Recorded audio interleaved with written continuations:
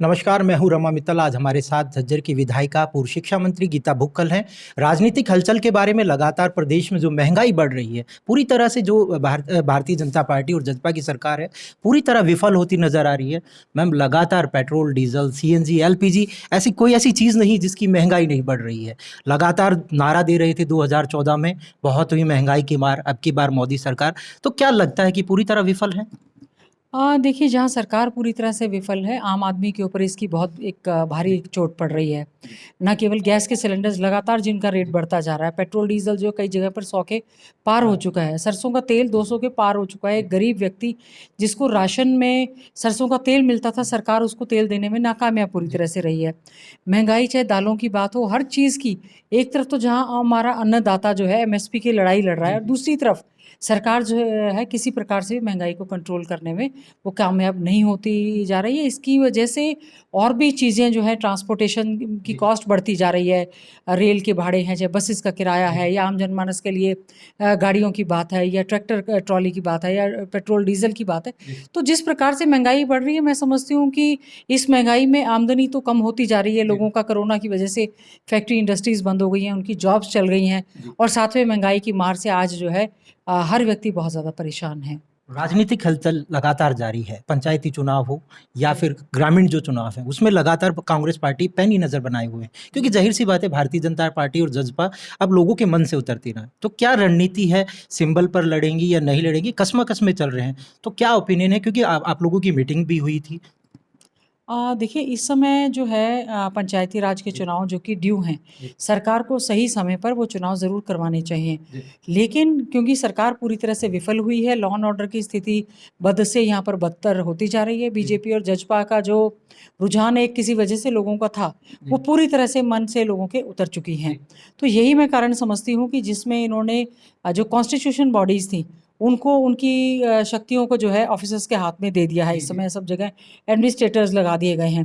तो हम चाहते हैं अतिशीघ्र जो है सरकार, क्योंकि इस समय कोरोना का थोड़ा-सा, पहले कोरोना की वजह से इस वजह से कर रहे हैं कि कहीं हार का डर है? बिल्कुल, इनका जो है इस समय जनता के मन से ये बीजेपी और जनता पार्टी की जो जजपा है, वो पूरी तरह से इस समय जो है लोगों के मन से उतर चुकी है।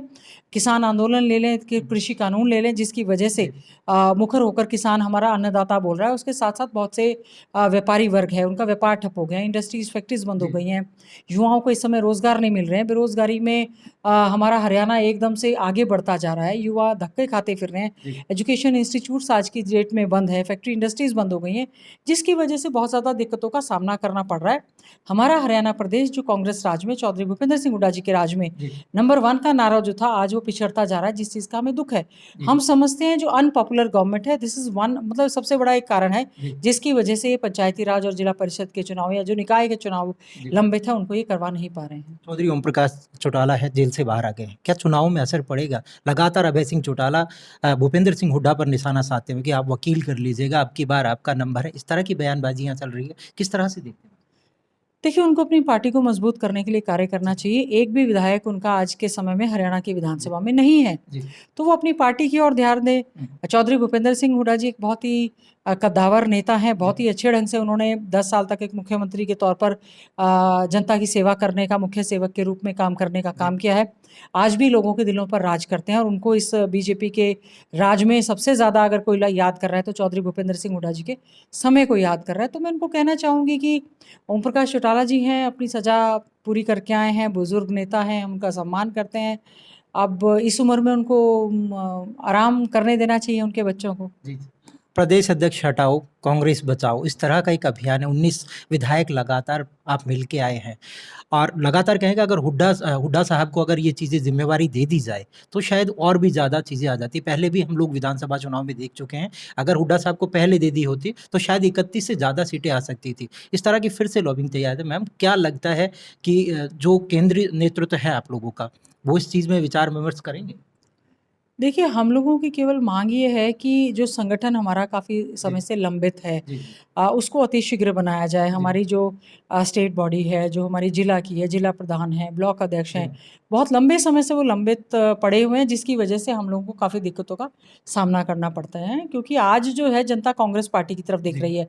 बहुत उम्मीद भरी निगाहों से कांग्रेस की नीतियों से जी, की तरफ देख रही है कि उनका राज बहुत ही अच्छा था। जी। तो बस हमारी यही माँग है कि जल्दी से जल्दी जो है संगठन में पूरी तरह से एक विस्तार होना चाहिए। प्रदेश अध्यक्ष की बात करें तो जो कोरम कुमारी सैलजा पूरा करती हैं वो आप भी करती हैं, आप भी महिला हैं, आप भी दलित हैं, वेल एजुकेटेड हैं। तो अगर प्रदेश अध्यक्ष की जिम्मेवारी केंद्र लगता है कि अगर सैलजा को हटाकर गीता भुक्कल को दे दी जाए तो क्या पूरी तरह प्रिपेयर हैं गीता भुक्कल? वो पूरे कोरम आप भी पूरा करती है मैम। देखिए ऐसा है, इस समय ये पार्टी अध्यक्ष का फैसला जी, हाईकमान का अपना जुडिक्शन होता जी, है। जी, जी, हम लोगों ने हाईकमान में केवल ये बात की है कि आदरणीय चौधरी भूपेंद्र सिंह हुड्डा जी ने 10 साल के राज में जी, बहुत ही अच्छे ढंग से हरियाणा प्रदेश को आगे ले जाने का काम जी, किया। जी, जिस समय पूरे देश भर में कांग्रेस पार्टी कमज़ोर थी, जी, ऐसे में हमने बहुत बार माँग की कि चौधरी भूपेंद्र सिंह हुड्डा जी को पूरी तरह से कमान दे दी जाए। जी, जी, लास्ट मोमेंट पे कमान मिली और उसका ये नतीजा था कि 31 विधायकों के साथ हरियाणा विधानसभा में कांग्रेस पार्टी के विधायक पहुँचे जी। और हम लोग पूरा प्रयास करते तो शायद हरियाणा में कांग्रेस पार्टी की ज़रूर सरकार बनती। आज भी हम ये चाहते हैं कांग्रेस की मजबूती के लिए ही हम सभी साथी विधायक जो हैं वो हम चाहते हैं कि कांग्रेस पार्टी मजबूत हो जी। क्योंकि आने वाले समय में पंजाब में चुनाव है, उत्तराखंड में चुनाव है, यूपी में चुनाव है। तो इसमें हरियाणा की मजबूती का असर वहाँ पर भी पड़ेगा और जी। हरियाणा के नेता जाकर वहाँ पर भी कार्य करेंगे। तो हम कांग्रेस के हित में ये चाहते हैं कि हाईकमान जो है हम कांग्रेस को और हाईकमान को पूरी तरह से मजबूत करना प्रदेश चाहेंगे। अध्यक्ष के तौर पर भूपेंद्र सिंह हुड्डा या दीपेंद्र सिंह हुड्डा पहली पसंद कांग्रेस की?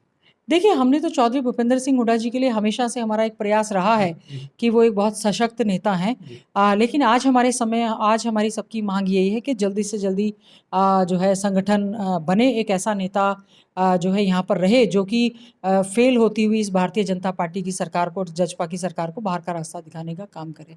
7 महीने से ज़्यादा किसान लगातार आंदोलन पर बैठे हैं, चाहे डिप्टी सीएम हो या फिर गृह मंत्री हो, लगातार इस तरह की बयानबाजी करते हैं कि आंदोलन उनके हाथ से निकल गया है, ये अब राजनीतिक चीज़ें हैं। हालाँकि किसानों ने लगातार उनका बहिष्कार किया है, वो लगातार कांग्रेस की तरफ इशारा करते हैं। तो मैम आप क्या समझते हैं इसके बारे में? देखिए, बीजेपी की सरकार जब भी फ़ेल होती है, किसी भी प्रोग्राम पॉलिसीज़ में, उनके कार्यक्रमों में या जनता के मन से उतरती है, तो उसका ठीकरा वो कांग्रेस पर फोड़ने जी, का काम जी, करती है। केंद्र में भारतीय जनता पार्टी की सरकार है, प्रदेश में भारतीय जनता पार्टी की सरकार है। बड़ी उम्मीदों से लोगों ने भारतीय जनता पार्टी की सरकार को वोट देकर यहाँ पर बनाया। जी, लेकिन जब से ये सरकार बनी है, कोरोना काल में पूरी तरह से विफल हुई है। जी, मेडिकल फैसिलिटीज़ जो हैं पूरी तरह से लोगों को नहीं मिली। एक आम व्यक्ति जो है जी, ऑक्सीजन की कमी की वजह से, दवाई की कमी की वजह से, मेडिकल सुविधाओं की कमी की वजह से हमने यहाँ पर लोगों को दम तोड़ते हुए देखा। जी, हम लोगों ने अपने आप को असहाय महसूस किया जब हम जी, उनकी मदद नहीं कर पा रहे जी, थे। जी, जी, तो ऐसी ऐसी सरकार जो जनता का विश्वास और जनप्रतिनिधियों का विश्वास भी पूरी तरह से खो चुकी है। किसान हमारा जो अन्नदाता, जो हमारी एग्रीकल्चर बेस्ड इकोनॉमी है, जी, जो कि हमारी अर्थव्यवस्था की रीढ़ की हड्डी है, जी, जो हमारा सबसे ज़्यादा जीडीपी में कंट्रीब्यूट करते हैं, आज वो अपनी माँगों को लेकर उनको 7 महीने से ज़्यादा हो जी, चुके हैं। 500 से करीब किसानों की शहादत वहाँ पर हो चुकी है। जी, हमें समझ नहीं आता क्यों देश के प्रधानमंत्री जो है उनसे क्यों नहीं बात करते? क्यों वो प्रदेश के मुख्यमंत्री जाकर प्रधानमंत्री जी से बात करते? क्योंकि हरियाणा के चारों दिल्ली के चारों ओर हरियाणा के और पंजाब के किसान या यूपी के किसान बैठे जी, हैं। जिससे प्रदेश में भी सारी की सारी व्यवस्था जो है, कानून व्यवस्था है, दूसरी व्यवस्था है, पूरी तरह से चरमरा चुकी है। जी, आज के समय में टोलों पर भी किसान बैठे हैं, तो जी, क्या कारण है कि प्रदेश के मुखिया अपना राजधर्म का पालन नहीं कर रहे हैं? क्यों जी, वो हठ धर्म पे टिके हुए हैं? क्यों नहीं संवाद का रास्ता, बातचीत का रास्ता खुला करते? क्यों किसानों को जिनके कि 3 कृषि कानूनों पर सुप्रीम कोर्ट के द्वारा आज स्टे है, जी, बातचीत के ज़रिए इसका समाधान करें और ससम्मान किसान संगठनों से बातचीत करें और किसानों को जो सपरिवार वहाँ पर बैठे हैं, उनको उनके घर वापसी का रास्ता दिखाने का काम सरकार का है। ये वही किसान हैं जिनके बेटे सरहद पर जो है एक जवान के रूप में अपनी सेवाएँ दे रहे हैं। सीमाओं पर मजबूती से भारत देश की वो रक्षा कर रहे जी। हैं। तो सरकार को इस चीज़ को गंभीरता से लेना चाहिए। इन विषयों को लेकर प्रदेश और देश की बदनामी बहुत ज़्यादा हो रही है। तो हमारा अनुरोध है कि इस समय ऐसी तपती गर्मी में जो किसान हमारा काम-धंधा छोड़कर वहाँ पर बैठा है, उनके बच्चों की शिक्षा बाधित हो रही है, रोज़गार बाधित हो रहे हैं और काम-धंधे बाधित हो रहे हैं। तो सरकार को उनसे बातचीत करनी चाहिए और सम्मानजनक पूर्वक ढंग से, ना केवल उनको उग्रवादी कभी कह रहे हैं, कभी उनके बारे में दुष्प्रचार और इस तरह की जो बातें कह रहे हैं, वो कहने की बजाय अन्नदाता का सम्मान करना चाहिए और उनसे बातचीत करनी चाहिए। अगर केंद्रीय नेतृत्व समय रहते हुए फैसला नहीं लेता है तो लगातार जो पार्टी है, भारतीय जनता पार्टी है, जसपा के नेता ये कह रहे हैं कि दो फाड़ हो सकती है कांग्रेस, उसमें कहीं ना कहीं हुड्डा साहब अलग पार्टी बना सकते हैं, इस तरह के रूमर है, उसको आप किस तरह से देखते हैं? देखिए, हमने शुरू से ही, हमारा कांग्रेस पार्टी का एक स्पष्ट स्टैंड रहा है। चाहे आदरणीय श्रीमती सोनिया गांधी जी की बात हो, राहुल गांधी जी की बात हो, जिन्होंने अभी पीछे ट्रैक्टर यात्रा निकाली, हमारी प्रदेश अध्यक्ष कुमारी शैलजा जी की बात हो, आदरणीय चौधरी भूपेंद्र सिंह हुड्डा जी की बात हो, हमारा सारा शीर्ष नेतृत्व पूरी तरह से किसानों की मांगों के समर्थन में हम लोग खड़े हैं। हम लोगों का समर्थन पूरी तरह से किसानों के आंदोलन के साथ है। हम हमारे किसान को, हमारे अन्नदाता को, हम किसी भी प्रकार से, इस प्रकार से सरकार की नीतियों की वजह से लुटने पिटने नहीं देंगे। जब हमारे यहाँ पर आप एमएसपी की हम लोग मांग कर रहे हैं, आप तो कह रहे थे कि हम दुगले 2022 तक जो है फसलों के दाम दुगने कर देंगे। कहाँ आप एपीएमसी एक्ट को खत्म करके मंडियों को खत्म करने की और आपके नए कानून आ रहे हैं? केवल कुछ पूंजीपति दोस्तों के चक्कर में क्यों आप एक आम किसान को, एक को लगता है कि किसान तो मौज कर रहा है। किसान गरीब भी है, किसान अमीर भी है, पैसे वाला है। जमीन किसान की वजह से आज हमारे, जो कि एग्रीकल्चर बेस्ड हमारा देश है, तो मैं समझती हूँ हमारा कांग्रेस पार्टी का समर्थन पूरी तरह से जहाँ किसानों के इस आंदोलन और उनकी मांगों के साथ में है। और ये तो जजपा का और भारतीय जनता पार्टी के फेल्योर्स हैं। वो क्यों नहीं किसानों को, किसान एग्रीकल्चर मिनिस्टर हैं, उनके तो विभाग से संबंधित होंगे किसान।